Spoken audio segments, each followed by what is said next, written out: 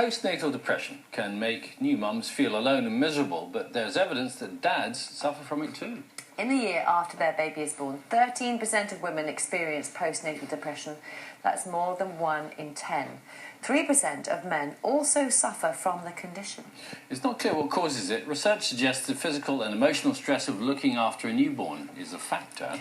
Well, some women can be affected by hormonal changes that occur after birth. And other worries like money or relationship problems can also play a part. Well, joining us now is Mark Williams, who suffered from postnatal depression after the birth of his son. Morning to you. And Jezema Garrett is from the Fatherhood Institute, a charity that focuses on issues affecting fathers. Morning, both. Thank you very much for joining us. Interesting, talking about this last night, lots of men getting in touch saying that they felt that they had suffered from this, Mark, like you. How did it affect you?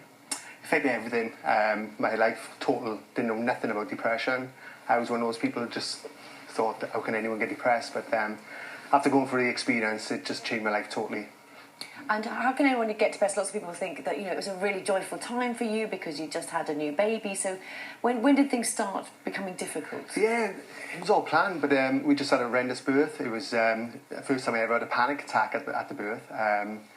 Didn't experience that before. But then all of a sudden my wife became ill. And what was worrying part was looking after my wife. Then it was give up my job for 6 months, financial reasons, and all in a short space of time.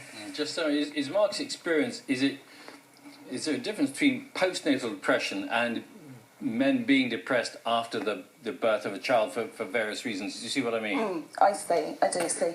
I think we associate postnatal depression with women with hormonal changes, whereas with men we would consider it more likely to be other effects, I suppose.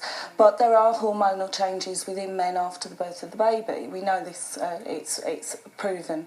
So what we do know is that around the time of birth and during the pregnancy, it's an immense stress for both mothers and fathers, and we need to keep on talking during the pregnancy, around the time of birth, and within those first 2 very vulnerable years after the birth of the baby, to mothers and fathers about mood, what is low mood, what is the baby blues, and what feels a bit more constant, what feels a bit more damaging, what needs help. Mark, when did you realise that perhaps actually you needed help with the way that you were feeling? I'll be honest, I suffered in silence for years, and it wasn't until 2011 that I really took it on board. So for years I suffered through negative coping skills like drinking, etc. Yeah. And what got you out of it in the end? The charity I actually work for now helped, just speaking to somebody and talking to people who actually gone through the experience, which is a big thing. And like I said, there's not enough support for fathers and for women who actually deal with postnatal depression. And I think the government needs to take action on this because there's a massive need for help. Jezema, what are those lots of assumptions, do you think, made about men when it becomes, when they're talking about postnatal depression? I think maybe in society, sometimes we don't consider men to be emotional beings.